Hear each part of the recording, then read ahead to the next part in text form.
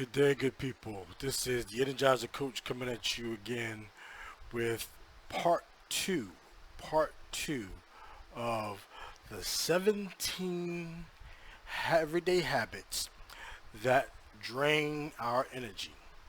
If you remember from part one, I shared some of the tips that you can partake in that will give you a way of helping you not drain your energy, but also continue to have the energy, along with some of the things that I shared in my previous videos regarding intermittent fasting, in regards to how you can stop oversleeping, overthinking, overeating, and things of that nature. And so now I want to come back to give you 5 more tips on what it is that you can do to not have some of these everyday habits. I'm going to now go through 6 through 10. The first one I went through 1 through 5. This time I'll go through 6 through 10. Now, the first one that I want to talk about, many of us are guilty of it. In fact, it's one of the things that a lot of people have been talking about, what we need to be careful of, particularly when we're driving, is when we, on number 6, rapid task switching.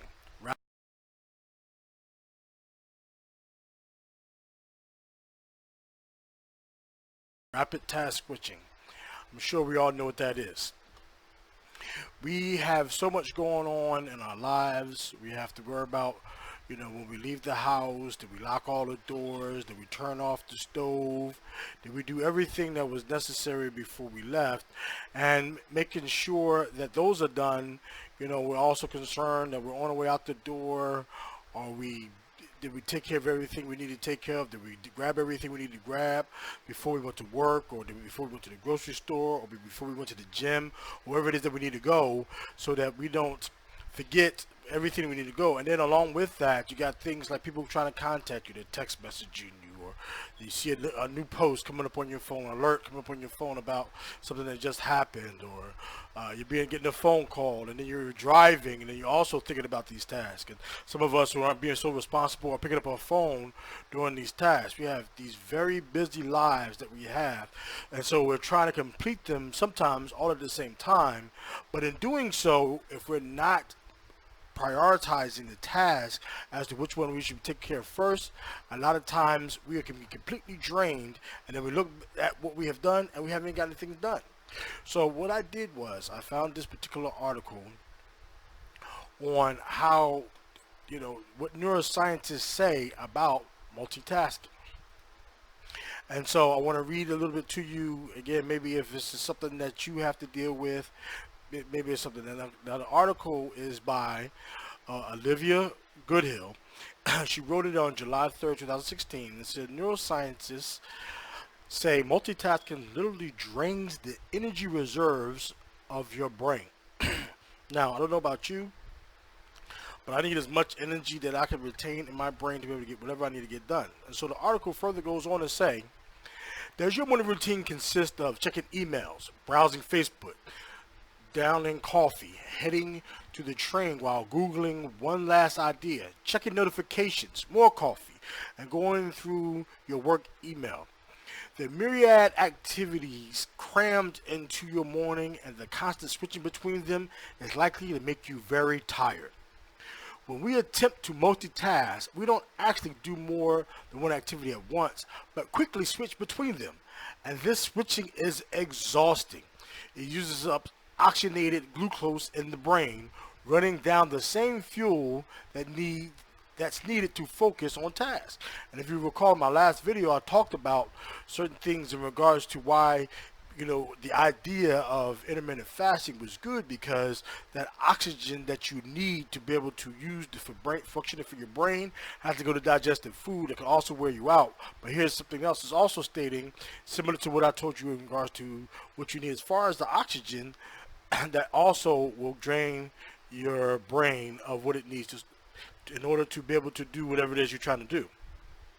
The switching comes from the comes with a biological cost that ends up making us feel tired much more quickly than if we sustain attention on one thing, says Daniel Levitin, professor of the behavioral neuroscience at McGill University. People eat more. They take more caffeine. Often what you really need in that moment isn't caffeine, but just a break. If you aren't taking regular breaks every couple of hours, your brain won't benefit from that extra cup of coffee. We also hear citing the studies. Studies have found that people who take 15-minute breaks every couple of hours end up being more productive, says Levitin. But these breaks must allow the mind wandering, whether if you're walking, staring out the window, listening to music, or reading. Everyone gets there a different way, but surfing Facebook is not one of them. He says, social network just produces more fractured attention as you flit from one thing to the next. Gloria Moore, professor of the Department of Informatics at the University of California, Irvine, says that when people are interrupted, it typically takes 23 minutes to 15 seconds to return to their work. And most people will do 2 intervening tasks before going back to their original project.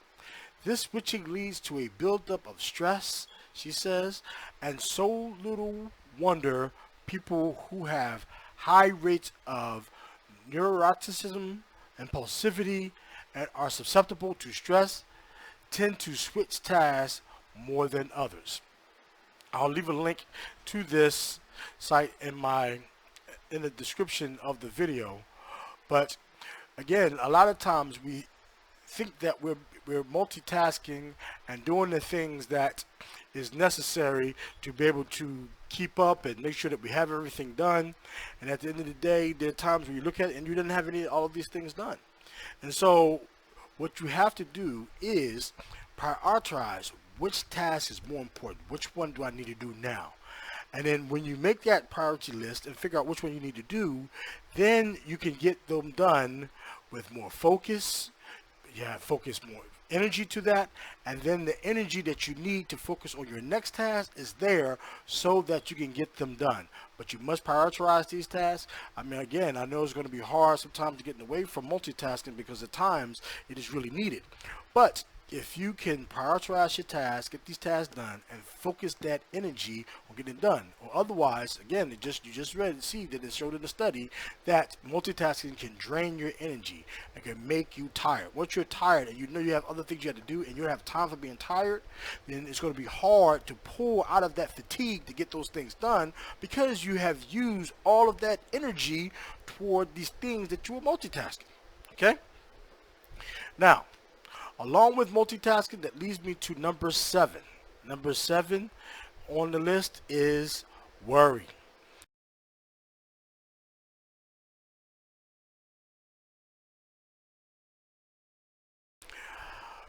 Now, I don't know how many of you are guilty of this, but many of us, I'm sure, have to deal with worry in some shape, form, or fashion, because if you're a parent, you worry about your children. If you are struggling financially and you got to take care of bills, you worry about, if I don't pay this bill, will they turn it off? Or will I really need to, make sure that I have what is necessary to pay this bill while I'm paying, we all go through it. Robbing Peter to pay Paul, doing all the things that's necessary, and it causes us worry. On top of which, it also can rob us of our sleep because we're worrying too much. So, in this article that I found that talks about worry, is actually a lesson, and it is written by a gentleman named Joe Rosini, and it was a lesson that he has on Happy Life. I'm only going to go through 2 points. Again, I'm going to leave a link to this so that you can actually look at it up yourself. And the first part, it says here, the 2 parts that stood out was worry is a multi-billion-dollar industry stretching its tentacles into publishing, pharmaceutical, and psychotherapy. Of all the diseases of attitude, this one is probably the most destructive and debilitating of all to individuals of all ages. So basically, people, they're making lots of money off of you worrying, my worrying, or those who are worrying, and what it is that it is causing.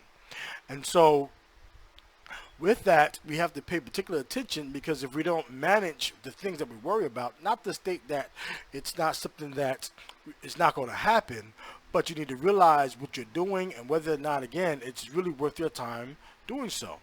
The other part that stuck out was this one here, where it says, worry is a particularly deadly disease because it can cause a multitude of health, family, and economic problems. One of the great misfortunes of worry victims is that they waste valuable time and energy trying to defend or prepare against events that never happen. Thus, if you always wait impending disasters, it's difficult to enjoy life. We hear a lot of things in regards to what it is that is going to happen. People are talking about, natural disasters and climate change, and the things are going to happen, and the world is going to come to an end, and all these other things that causes us to worry unnecessarily. And if you look back from the times when you first start hearing these things up to now, you notice the planet's still here. You're still here. Nothing has happened. So what are you worried about? Not to mention, what's going to happen to us is inevitable. We were born. We're going to spend some time on this planet. And during that time, when our time for us to go, there's nothing we can do about it when it's time for us to go. So during that time, why would you spend your time and energy worrying about what's going to happen, and instead enjoying life and doing things that enjoy your life? I know I keep bringing out this point, and I keep talking about intermittent fasting, what it has done for me, and I can't help but keep sharing what it could do for you if you decide that you want to take on abstaining from food, finding some things that you enjoy doing. You're getting all this energy and you're ready to take on the world. What are you going to do with it? If you want to know, one of the things you got to do is stop yielding that energy toward things that's draining it. Again, we just talked about multitasking. Now we're talking about worrying. What are you worried about? Let's see, you woke up this morning, you got dressed, you looked outside, you saw the sun, the birds were chirping, you heard birds chirping. You went to go talk and your voice was there. You went to go make your coffee and you smelled the wonderful aroma. You touched yourself and noticed that you can still feel. And the fact that you have all these things, and if you don't take them for granted, anything else, what are you worrying about? You know what you need to do to fix whatever you need to fix, and then fix it. And then enjoy yourself and stop worrying about things and because all it is doing is draining your energy.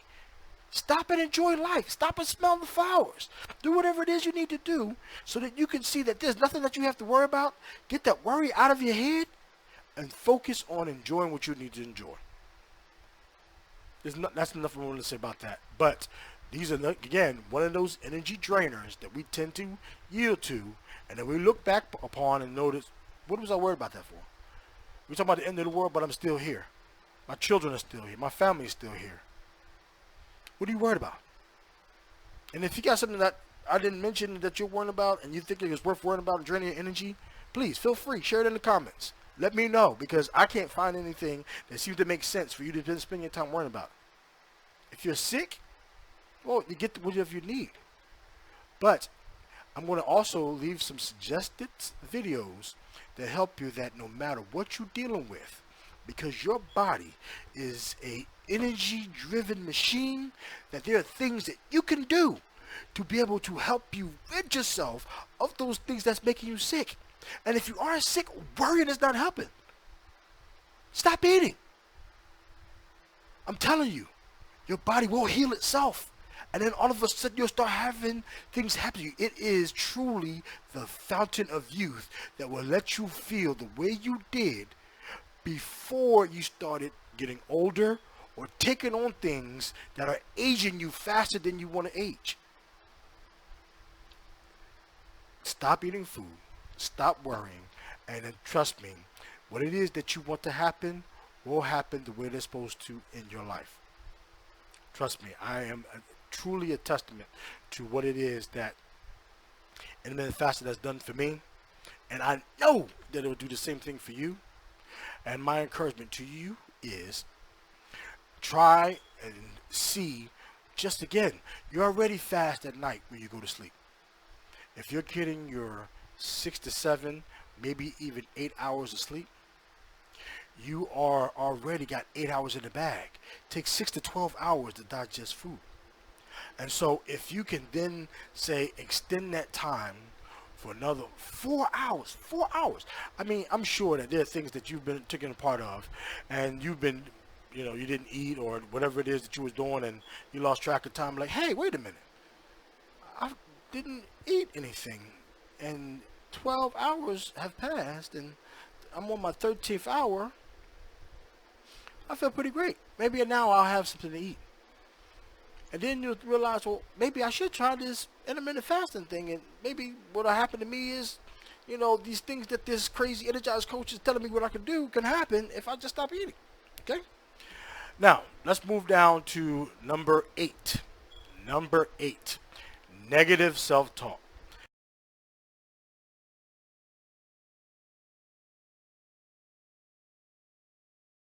I can't really say too much enough about negative self-talk, but let's get into it.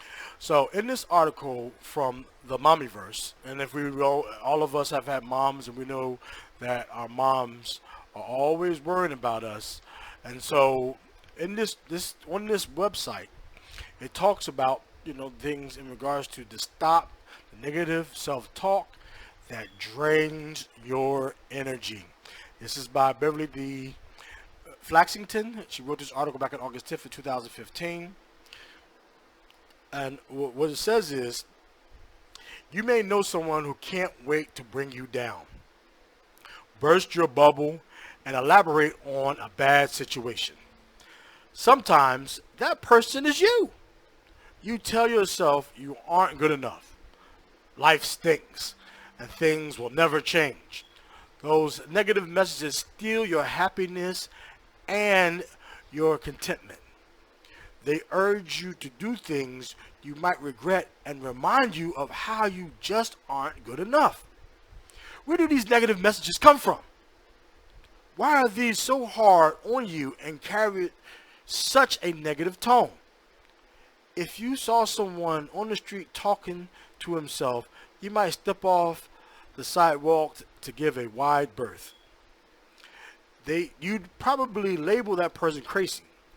But we talk to ourselves all day long and we don't think anything about it. Our internal voice often defeats us before we can even start a task.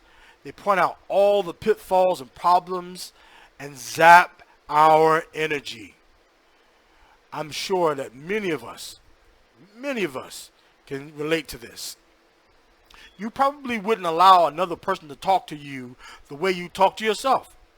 You'd be appalled if your best friend said the things to you that you take for granted as they pass through your own consciousness. If you lack energy, feel defeated or angry some days, and generally have a sense of malaise, maybe it is time to deal with your inner voice or exchange them for friendlier messages. While it may seem automatic and natural to speak so negatively to yourself, you can stop the self-talk that drains your energy and return to a more powerful self. Now, the article goes on to give you 3 powerful steps. And I'm going to go through them because I think they're very necessary. Because when there's no one else around, the person that you're always going to have a conversation with is going to be you. Let's start with the first one. Recognize the negative messages you tell yourself and make them go away. First, acknowledge the negativity. Notice when you feel stressed, sad, defeated, or angry. What is causing the negative emotion? Your negativity is likely a reaction to an event or condition focused on a specific event. Be aware this negativity exists and how it affects you. Number two, once you hear the negative message, start talking back. Tell your negative internal voices, I don't need you. You aren't welcome here. Treat them as if they're outsiders who wandered into your brain. Mentally speak to them and tell them to leave. And number three, speak to yourself in a positive way. This can be different self-talk for different situations. For example, your negative self-talk may kick in when aggressive drivers cut you off in traffic. Don't you start talking to yourself about rude people in the world and how everything is going to pot as a result. Replace that negative self-talk with something like, I'm just driving to a destination. Other drivers don't affect me. Or, what other people do has no bearing on how I react and feel. I control my reactions and emotions. Be prepared and have your positive self-talk in gear before you need it. Words are powerful. They trigger our emotions and impact how we react, feel, and respond. The words we tell ourselves are just as powerful as the words someone else might say to us. Be mindful of your words and tame your negative self-talk. You have control to do it. So, again, as we're talking about these things that drain us of our energy, we must be mindful of what it is that we're feeding ourselves when we have any self-talks. Again, just like the article stated, we are driving. We always are going to encounter someone who's going to do something that we don't like. And then yet, we'll go and all of a sudden allow that one incident to cause us to continue talking to us about, maybe I should have pulled over, or maybe I should have did something else. And then again, that goes back into that worry about something that you have no control over. Yet, what is it doing? Draining your energy. Think of the positive things. Just like I just said, you woke up this morning. The oxygen in the atmosphere is still saturated enough to keep you alive. Your brain is still functioning. You opened your eyes and you can see. Again, you heard the birds. You open up your mouth and you notice your voice was still intact. You took a smell of that coffee and knew, after I drink this, it's going to be great. You smelled the flowers. Now, if you got self-talk that's telling you that you should be grateful for these little things, let that voice, that positive energy that's coming from that type of self-talk continue to speak to you so that you can continue to retain and add to the energy that you already have. So, again, just as the article talked about, if someone's talking to you negatively, you don't want to hear that.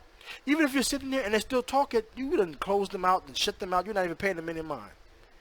And if you're smart, you'll get away from them because you don't want that negative energy to get on you, draining you of your good energy that you have gotten either from your good rest, from you not eating food, and you having self-talks that's going to keep you positive and not worrying about things, and you prioritizing your task. So please don't allow not only those self-talk that you have that's going on in your brain keep you from being the positive, energetic person that you need to be to do whatever it is you need to do. So when you recognize, you hear it, oh no, I don't have time. I need my energy for something else more productive, and I'm not going to yield my energy to this talk or this negative speaking that's going on in my head that does not lead me to anywhere that I want to go.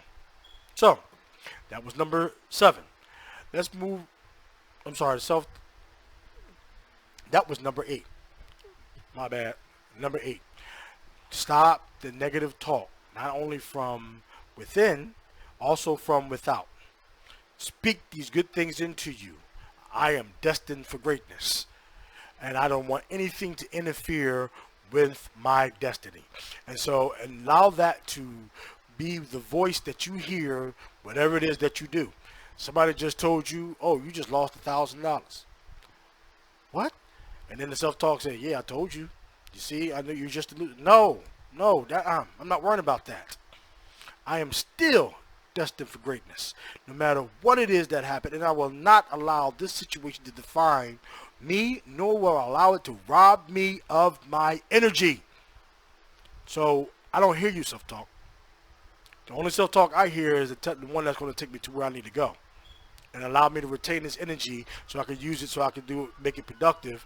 And I know that at the end of the day, before I go to bed, I know that I used it doing something worthwhile, not using it for negative self-talk. Number 9.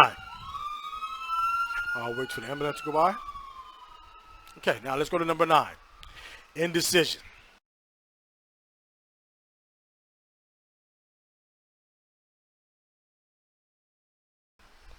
I have a lot of things that I can say about indecision. Um, some people who, you know what, I'm not going to go into that. I'm going to talk about indecision. I know that when it is something that I need, and I need to go get what I need to go get, and I'm focused on what it is I need to go get, I've usually already made my decision on what it is I need to go get before I leave. I don't really want to get there and then be caught into this matrix of, what am I supposed to do? How am I supposed to? No, I need to decide whatever it is that I need to get, and whatever it is that I need to do, I need to know what it is that I need to get before I go and get it, not once I get there. Now, in this article by Katie Pulsifer, Coaching LLC, this is an article that she posted on September 16th of 2016. Okay, I like these pop-ups. It talks about the downside of indecision. And here it starts off, she says that I can absolutely relate when someone says to me, I have a decision to make, but I'm just not making it, and it's driving me crazy. I know sometimes I think about those who are in the middle of, I don't know, they're about to leave, graduate, they don't know what college they're going to go to, or they have some offers on a new house, they don't know which one they want to go to, and I get that. I mean, those are some big decisions, where you get your education, and where you're deciding that you're going to make your home, your house, the house that you want to buy. And so, in doing so, there's some things that you should do. So, in this, I'm going to just move down because, again, I'm going to leave a link to this article in the description so that you can check it yourself. It says, so how do you move away from the fear of making the wrong decision? And I'll just read this article to you. And again, you can have whatever you want to at your leisure. You can check out and read the rest. It says, know that it's absolutely impossible to make a wrong decision, ever. For every decision you make, you gain experience and knowledge for the future, and you open up new opportunities. There's always something positive to be gained from the result of a decision, even it is not what you hope for. So I'm going to this right here. It says, step into your best self. When you are in a feel-good place, you will be more decisive and make quicker decisions. Connect to your best self through meditating, journaling, exercise, etc. Visualize your best self making decisions that need to be made. Imagine exactly how your best self feels and what she thinks. Then, when it's time to make decisions in life, ask how your best self would handle the situation. Would she procrastinate or take action? Again, this is a steps that you can take. Sometimes you think about it, make sure you consider, maybe you need to write it down. Sometimes if you're going to exercise, go take a run or get on some exercise equipment. It also can help you, make the decision that you feel that you need to make, especially depending on the type of decision that you're making. Trust your intuition. Basically, just point blank is trust your gut. Go with it without question. Otherwise, things get confusing and unnecessarily complicated.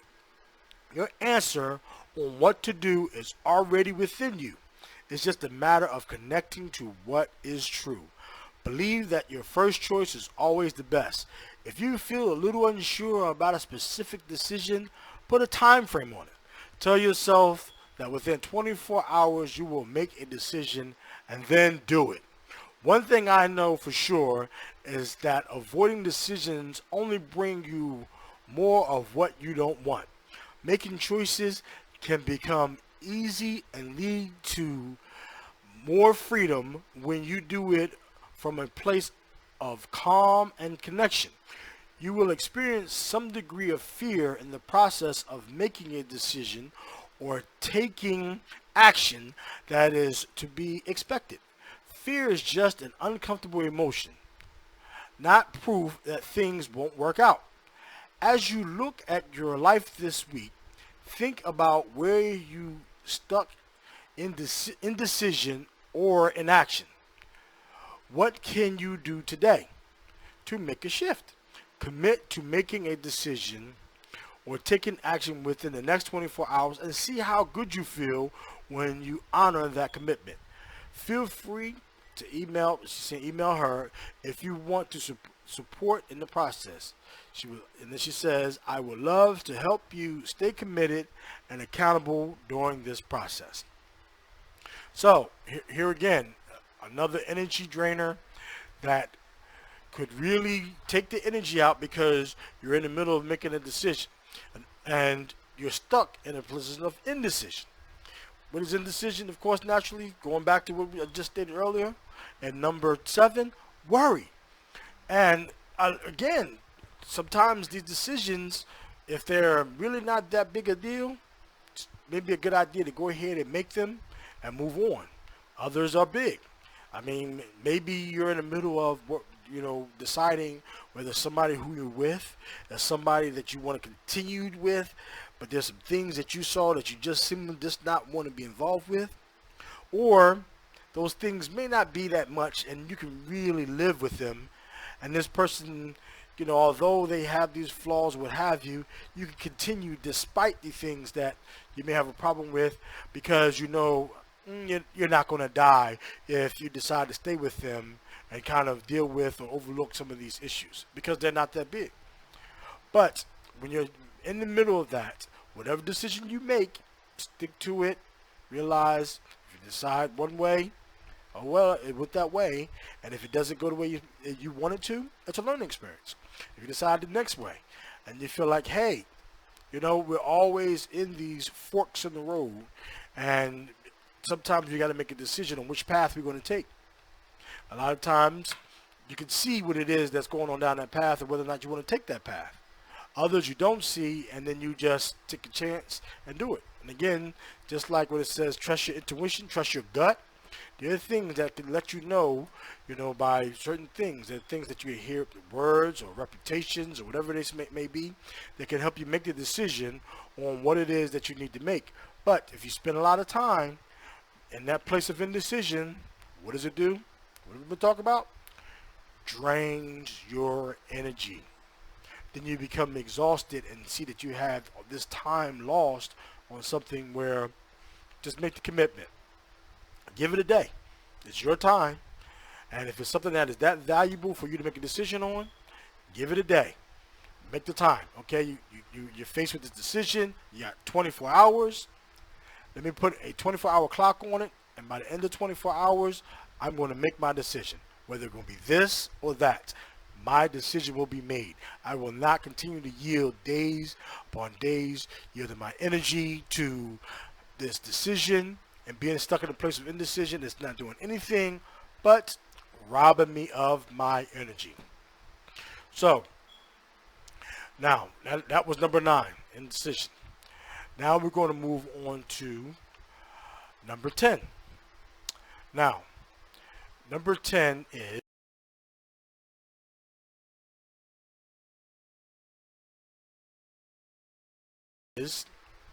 attention seeking. I don't know if many of us are there with attention seeking. I mean, there are many times where I myself, by others, have been accused of attention seeking. But if you're not focusing on doing you and doing what it is that you're supposed to do, if you're not doing, let's just say, if you're expected to wash windows and you're down there sweeping the floor or mopping or doing something else that you're not supposed to be doing because you're trying to be noticed by the boss, that look at me, I could do this too, I could do that, and you're not, that's not what you're supposed to be doing, because you're supposed to be washing windows. Not only are you going to drain your energy because you're trying to seek the attention of that person that is you're trying to get the attention from, but you're going to be so exhausted that when it's time to do what it is that you need to do, you drain all your energy doing stuff that you weren't supposed to do because you're trying to get attention. That it's going to make that task now even harder because you're trying to seek attention, and it doesn't matter what you were doing to get that attention. It's not what you were supposed to do, and you're using up unnecessary energy to do that, and you got you nowhere but tired. Now, the reason why I want to spend a lot of time on this is, as a educator, I notice children who have this tendency to be tethered to their phones, to their cellular devices. And I really want to take the time to go through this. Now, you can go through it and you want to check to see if you're an attention seeker yourself. That's fine. I mean, if you want, you can even stop this video at this point. But I feel like this is one of the energy drains, and some folks get home at the end of the day and they still doing the same thing that they were doing that caused them to become drained of their energy, because they're still seeking attention. And I don't know if you picked it up yet about what it is that I'm talking about or what I'm thinking about, but I'll give you one hint. It begins with social. And so let's talk about it. Let's get into it. So I got this article here by Dr. Carol Morgan, and the title of it is Attention Seeker, 12 Signs You're One Even If You Can't See It. So let's start with the beginning of the article, where it talks about we can all spot an attention seeker from a mile away, can't we? But are you able to recognize if maybe you are one too? Here are the signs you are. Back in the day, and by back in the day, I mean before social media, there were attention seekers, but they weren't quite as obvious about it as they are these days. Social media has added a whole new dimension to the term attention seeker. Why do people need to seek attention? Well, the short and easy answer is because it makes them feel good. Attention seekers are usually people who don't have particularly high self-esteem. So instead of giving themselves good messages about who they are, they rely on other people to do it for them. And you guessed it, that comes in the form of seeking attention. Signs that you might be an attention seeker. We all can usually see other people for who they are, but we might not be so good at looking within ourselves to see who we really are. That requires self-reflection, and a lot of people aren't capable of it. Or if they are, they simply are afraid of what they might see if they look at themselves too deeply. So let's take a look at the characteristics of an attention seeker to see if maybe, just maybe, you might be one. Number one, you are addicted to selfies. Now, I need to pause here for a second. You are addicted to selfies. One of the things that I noticed when I am either walking down the hall or going to the lunchroom, or even if I pause in the middle of a lesson, that I see many of our young people having their phones in their hands, constantly taking selfies. and then they have their friends with them doing the same thing. Now, I don't think there's anything wrong with taking a selfie. I take selfies myself.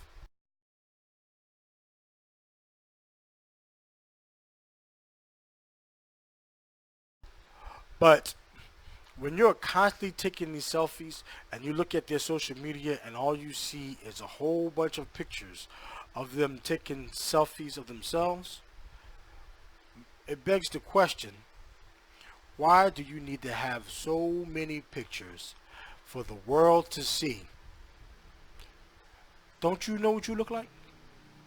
I know what you look like. I can see you.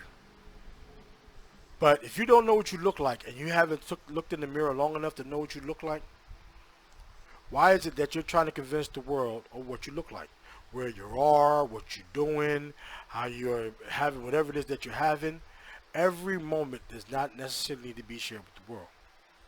So you take a selfie, you can take a selfie a day. But they're taking multiple selfies, just pictures of themselves all over the place. What does this mean?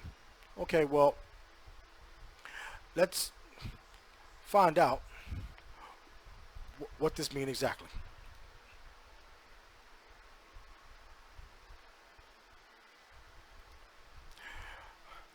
The word selfie didn't even exist until social media. But by 2013, the word was just common knowledge. Let's think of a second about what a selfie is. Well, it's a picture of yourself taken by yourself, right? And for what purpose do you take it? Do you take it just to stare at it or on your phone? No, not usually.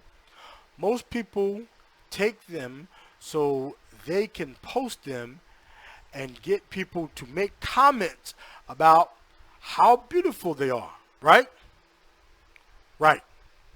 If you can see that there's a link right here where it shows that attention whore, 16 times you're an insufferable attention-seeking person.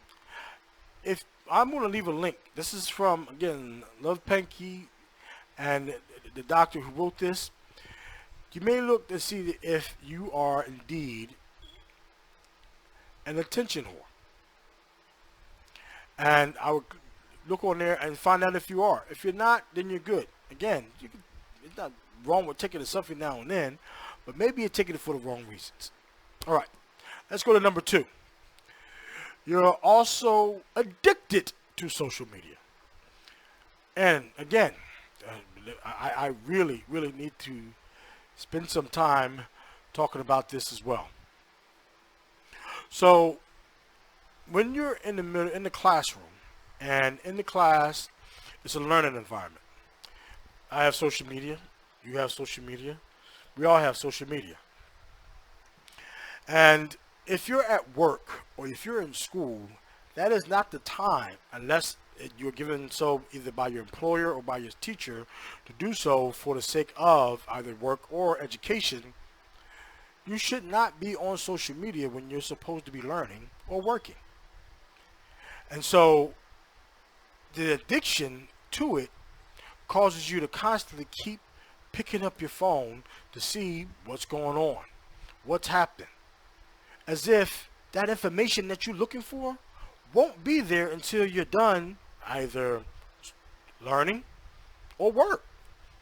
But we're so addicted to have to see what's going on with social media, we are constantly, and that again brings this unnecessary worry and worrying about things that you can't even do anything about, but it will still be there after you're done if you just focus on what it is you need to get done, taking that energy and focusing on those types of tasks rather than being concerned about what's going on social media. So my encouragement to you is it'll wait. It can wait, just like when you're driving.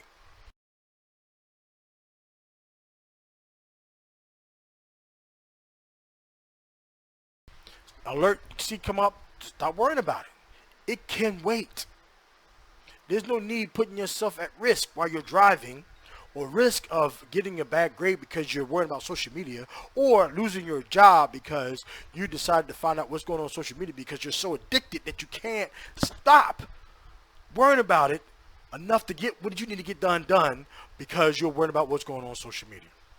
So let's see what the doctor has to say about social media and your addiction to it. Okay, let's deconstruct the term social media. The first word is most important, social. Social media is all about sharing photos, status updates, following people, commenting on photos, and bantering with people. I know I made a comment about this in my last video about why is it that you're worrying about what people are saying, but for whatever reason, this is something that folks get into. Again, I don't understand it. Maybe do it for a while. If it's something constructive, makes sense. But other than that, I don't know why you would allow yourself to get drained with that. So it goes further to say, if you're addicted to social media, then you just might be addicted to the attention it gives you. You might even have withdrawals if you aren't on it for an hour or more. It bugs you. You just need to talk to people, or so you think. What you really need is their attention. Now, if you find yourself being one of these people that has the need to constantly be on social media because you want their attention, that again means that you, my friend, are, sorry to give you the news flash, an attention seeker. And because you want to get this attention, and where you want to get this attention from drains your energy because you're too worried about, I wonder if I share this on social media, what will people think? And then you constantly checking back trying to see if someone commented. Guilty. It happened to me. When I realized it, I stopped it. What do people think? Did they make a comment? Did they like it? Did they not like it? I see that they got a thumbs up, but they didn't leave a comment. Does it mean that they didn't like it? What are you worried about? Attention seeker? Stop worrying about that. You want to know what somebody commented? You want to see what happened? Wait later. But they sit there and be worrying about what somebody commented, and whether instead of being productive, learning what you're supposed to be learning, or getting what needs to be done while you're at work, and worrying about what's going on social media, that's a problem. And then you wonder about the end of the day why you're so tired. You sit here trying to learn, or you sit here trying to work, or whatever it is you're trying to do, and not realizing that you didn't give it all of your energy to trying to get the attention of people on social media. And quite frankly, like they really care. Because you got a new picture of you because, I don't know, you got your eyebrows done. Or you got a new cut. So what? Share the picture and do it the one time when you're not worrying about things at the end of the day. Not when you're supposed to be productive, using the energy that you have, you either gain through abstaining from food, or because you got to get like rest, or whatever it is that you did to get that, and use it constructively for the things that you need to get done, rather than worrying about what's going on social media. If that is you, you're an attention seeker, and you want to know why you're tired and why you're drained from it, think about it. You're worrying about what's going on social media. Stop worrying about what's going on social media. That stuff will be there. Now, let's move on to the next one. Number 3. Again, we're still talking about whether or not this is, whether you're a attention seeker or not. Count the number of likes you get or don't. If you're the kind of person who is always checking up on the number of likes you get on a photo or posting on social media, then you are really checking up. Sorry, my screen is moving. To see how much attention you are getting. Let's take a step further. If you feel depressed or bad about yourself when you don't get enough likes, then you have a problem. And if you even think about taking down the photo because it's embarrassing that not enough people paid attention to you, then you are definitely an attention seeker. So, just like I just was talking about the likes and whether or not someone looked at your photo and you saw they got a whole bunch of likes, but they didn't make any comment. If you're paying attention to how many likes you got on the photo and you didn't get the number of likes you're looking for, guess what? According to number 3 of what we just read, you're an attention seeker. And in that, worrying about what it is you got enough likes on social media is draining your energy. Stop worrying about it. If you're concerned about your likes, put it in the back of your mind, put it aside, check it later. And you'll see. And many times you're worrying so much, enough time hasn't even gone by for anybody to even look at whatever it is you put them, because they're too busy worrying about what it is they got to do themselves. They're in school getting their education, or they're at work doing their job, or they're taking care of whatever they need to take care of with their family. Then they haven't had time to be on social media because they put social media in its proper place. Then they go on and it's like, oh, they put a little picture up. Let me just click like. Some of them even know that you're an attention seeker. And so what do? They go ahead and click like just so that they can feed that need for you to seek attention. But guess what? It's draining your energy. Stop letting it drain your energy. Okay? Your energy is much more important than you worrying about whether or not you got a like on social media. Facebook, Instagram. What does it matter? All right, let's move on to number 4. Say something negative about yourself. We just talked about this when we were talking about this negative self-talk. Okay, so have you ever posted a status update like this? I feel so fat today. Sometimes I just hate myself. Well,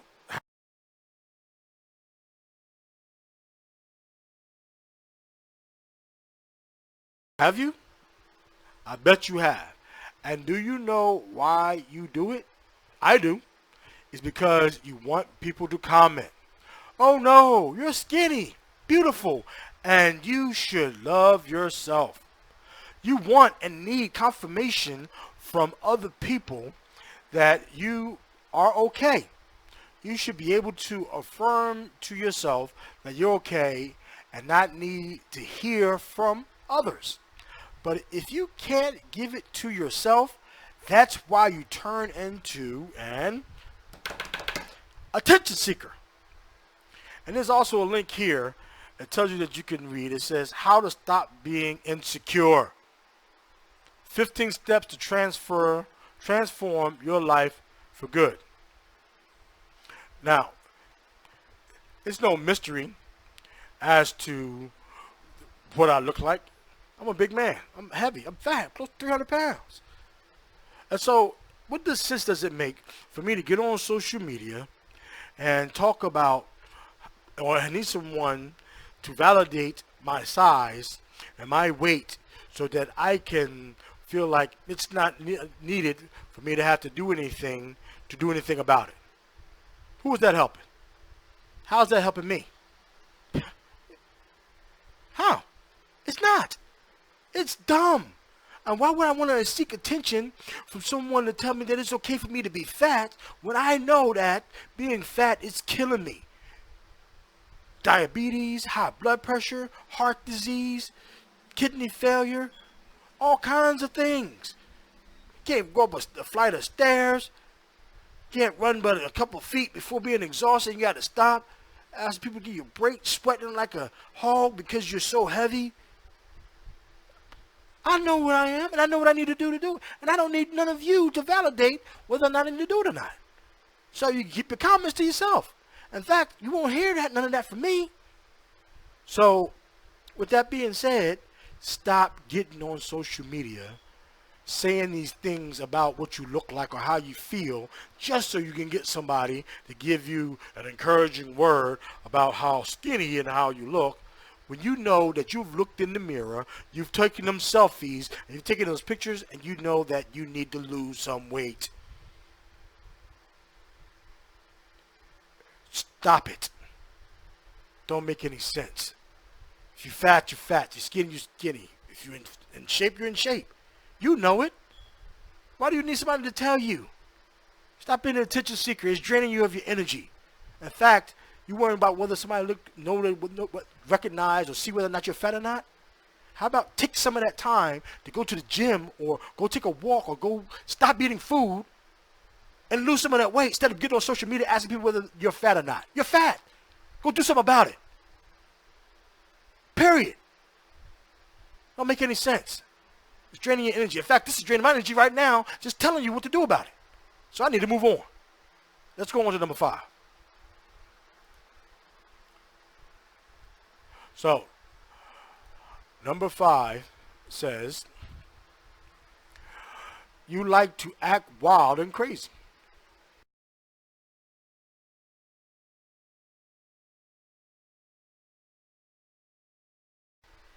Now, me being the person that I am and having the energy that I have, I don't mind acting wild and crazy, but let's see what the good doctor says about number 5 when it says you like to act wild and crazy. Have you ever been out partying on the weekend and suddenly jumped on the bar and started to dance? Or maybe you jumped up on the stage at a concert. These wild and crazy acts are signs that you are an attention seeker. I'm going to move on from that because it seems like it's self-explanatory. When you're being loud and boisterous and you're acting doing all these things, you're definitely an attention seeker. That's without even going into it. Number 6, you don't like when people ignore you. So you text someone, and if you don't hear from them immediately, then you start to get pissed.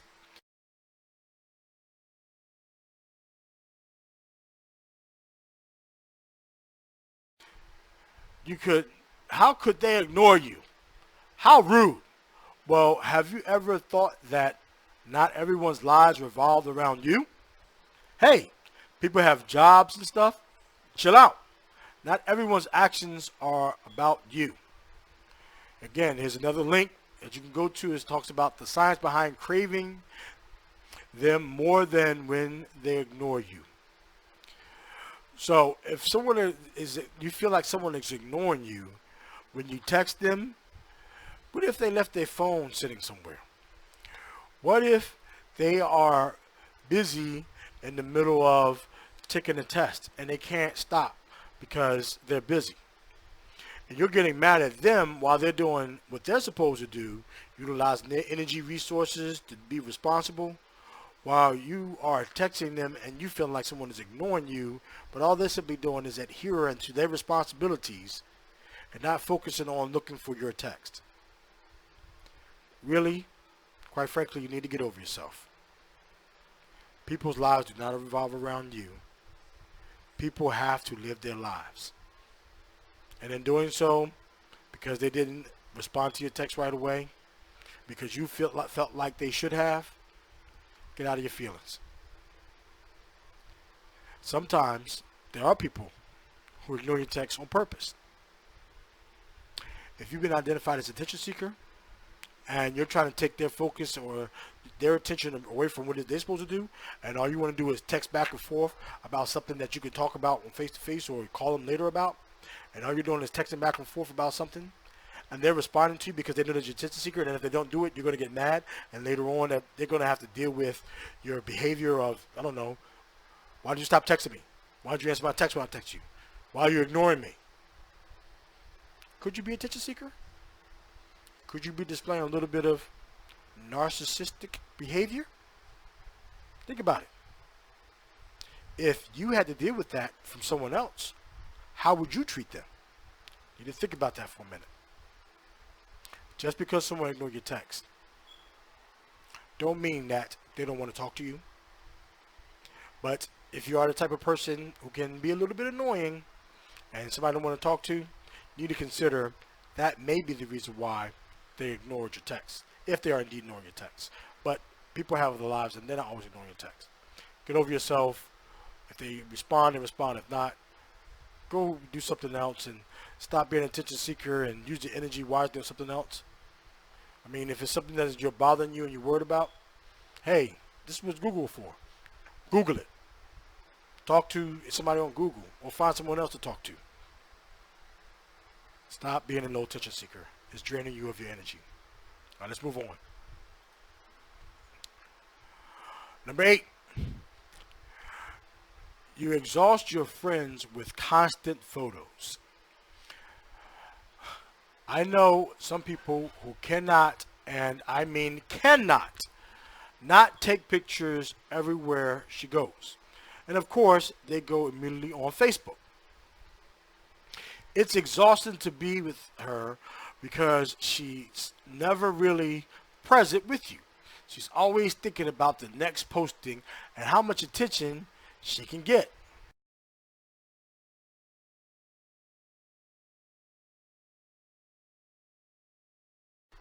Yuck. Fubbing. And why this the rudest thing you can do to anyone. I encourage you to read that. But I'm sure there are many of us who has been with someone that way. You're trying to be out and you're want to be with this person and present and doing things, and all they're doing is taking selfies and, ooh, I wonder if someone's going to notice me and give me all of the likes and make comments on how I look while I'm here. While you're with someone who's looking right at you, knowing exactly what's going on with you, they're right there for real, and instead of engaging them, you're engaging Facebook, Instagram. And while spending that energy rather engaging a real person, you're on social media trying to figure out how to have a conversation with them. Now, I'm going to be honest. If you feel the need to be with those that are on social media, then rather than being here while I'm talking to you, when you start talking to me after you're done with that and I'm ignoring you, why would you be surprised? Go back to whoever it is you were talking to on Facebook and ask them how they feel about that picture, if that's what you want to do. Not to mention, why am I still standing here trying to have a moment with you wherever we are? I can go on and spend my energy somewhere else rather than staying here with you, this little attention seeker who want to spend your energy on a cyberspace inside of Facebook and Instagram rather than being present here with me. Maybe I'm not that important to you. And those people saying whatever it is they want to say about whatever it is that you're doing is way more important. Go ahead, talk to them. You don't need to talk to me. Okay? So, stop doing it. Again, no one needs or wants an attention seeker. Because attention seekers, again, want to have the energy drain rather than using them to be doing something productive. So, let's move on to the next one.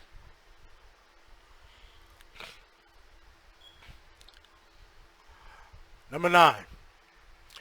You can't leave your phone unattended ever. If you feel like you might literally die if you lose your phone, you're broke, or God forbid someone takes it away from you, well, you might be an attention seeker.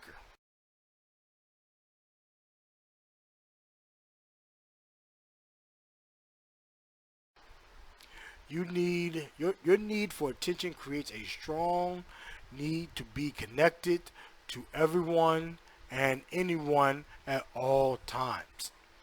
That is a problem. I don't understand how it is that we survived ever in life without ever having cell phones to this point. But if you have that problem, you really need to get help. Your phone will be fine if you leave it.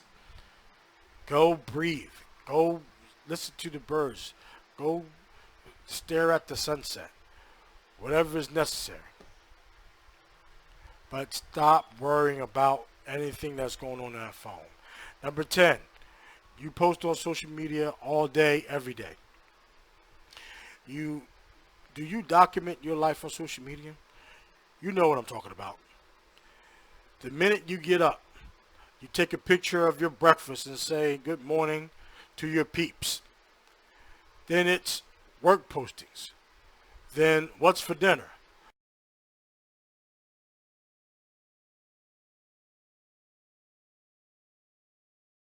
Then going to the gym. Then good night. You get my point. If your every waking thought is what you're going to post on social media, then you have an attention seeker. Click on this link, the different social media users that make you want to scream. I'm sure if we can look and think about someone that really fits in this category of everything that is going on in their life is posted on social media. You know when they got up, you know where they work or what they do, you know what they did at the gym, you know what they have for lunch, you know what they have for dinner, you know what time they went to bed. And quite frankly, that is an attention seeker of the type that you really, really don't want to seem to be bothered with. And it's probably the same person that if they text you and you're busy doing something, they will get mad at you because you ignored it. And if this is you, you need to reevaluate your life. Stop sharing everything that goes on in your life on social media. People don't care that much. They love you. They don't care about everything that you do. They know you woke up this morning. Okay, they know that you got a job. They know that you're working out. They know that you're eating. And they know that at some point you went to bed. But to have it posted on social media, you are definitely have a problem if you have to post all that stuff on social media. And you indeed are having that classified as an attention hog. So, there need to be more said about that. Let's move on to the next one. Number 11. You love to tease people with your social media status updates. Have you ever posted something like this? I am so excited. Really? Thank you, God. If so, you're just begging people to ask you what's about.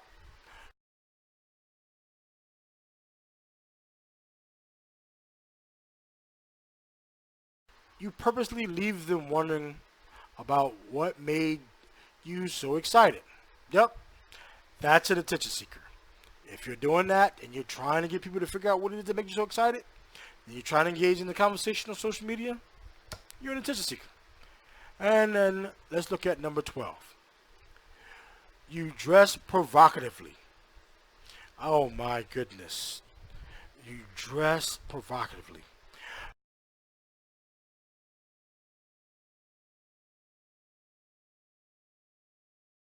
Being an attention seeker isn't limited to social media.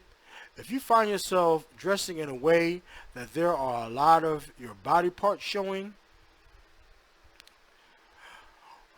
well, you might be wanting to get a lot of attention from the opposite sex. I mean, why else would you dress that way, right?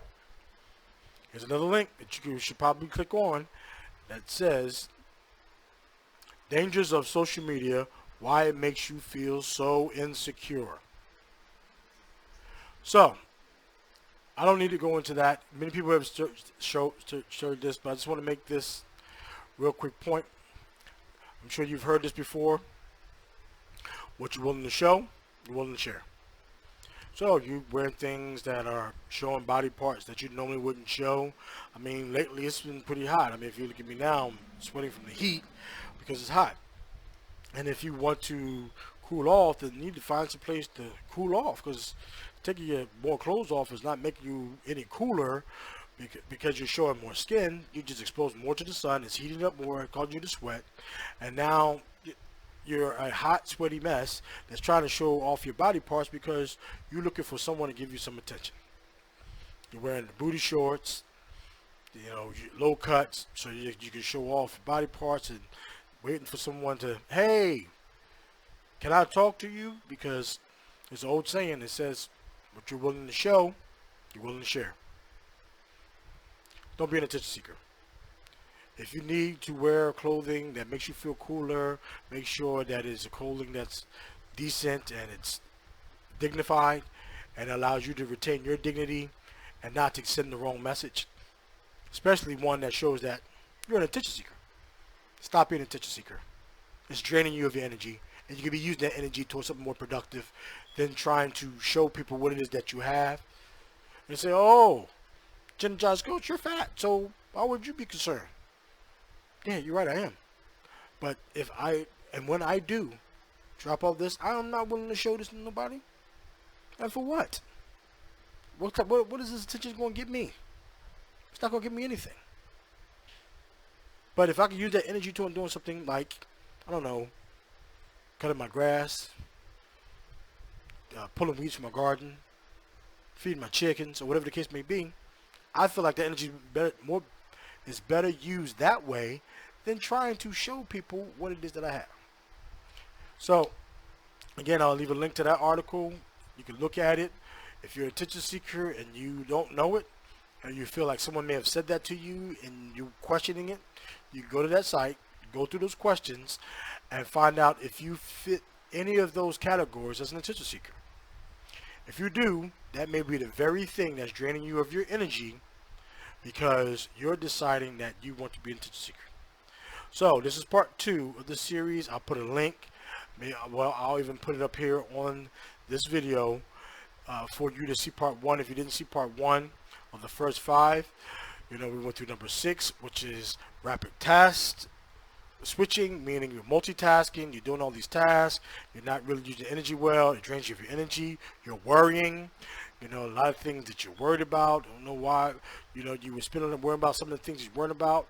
I mean, we're still here, the planet's still intact, the sun is out, and you still have everything. Stop worrying. Number 8, negative self-talk. We all have that, especially sometimes when you're about to go to a job interview or about to do something big and important.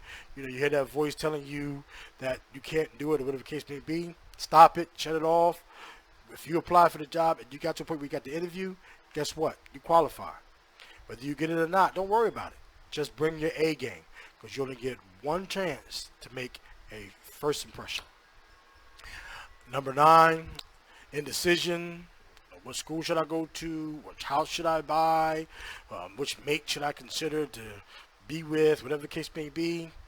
Make a decision. Trust your gut. Go with what you feel. If not, get a piece of paper. List why one decision may not be good than the other. And then make that as your determination. But make a decision. Don't spend a lot of time on it. If it's a real big decision, again, give it a day.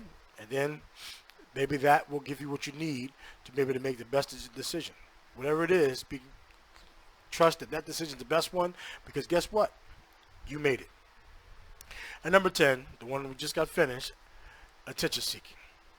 Stop with the attention seeking behavior. It is draining of your energy. A lot of things that you're trying to get attention for really don't matter. And the people that you get the attention from really don't care that much. They love you, but they don't love you so much that they got to spend all this time to try to give you the attention that you're looking for, because they have their own lives they have to live. And so do you. So stop seeking their attention. So that's it for me. Again, that's number 2. And then I have number 3, which I'll go through numbers 11 through 15 and talk about other things that are draining your energy. In the meantime, this is the Energized Coach telling you stop letting things that drain your energy rob you of what it is that you need to get what you have to do done, because you don't have the energy to do so. One of the things, again, I talked about what it is that helped me is I fast, and fasting gives me the energy. That oxygen that I need helps go to my brain. Also, I'm secreting something called human growth hormone, HGH, which is giving me what I need to be able to do the things that I need to do. I wish that you get the same experience and you do the same thing. I also will leave a link to a guide to a gentleman who I think is very instrumental in the community of intermittent fasting, because he gives an in-depth concept of what it is that intermittent fasting does and how it can help you in regards to weight loss, muscle building, beginning to have more mental focus, be more cognitive and things of that nature, and how it is that you could use that energy toward doing other things, not being subjected to these diseases that we're constantly running to the doctors looking for a remedy for, when, guess what? You have the remedy right in you. And guess how much it costs? 0. It is absolutely free. All you gotta do is tap into it. How do you tap into it?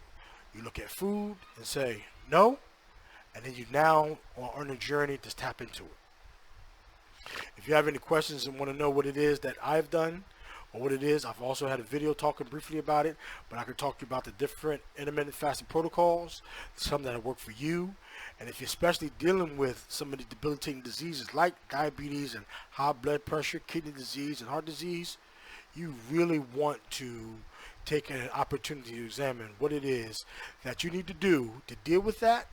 And then once you get what you're going to get from that, because you're going to get energy. Oh, trust me, you're going to get energy from doing these things. What you can do to channel that energy towards something productive. If it's education and you want to learn, you're going to learn so much. If it's work and you want to be a better performance at work, it's work. If you want to do the things you want to do with your family, with your spouse, with your children, grandchildren, great-grandchildren, again, this is something I can't speak highly enough about it.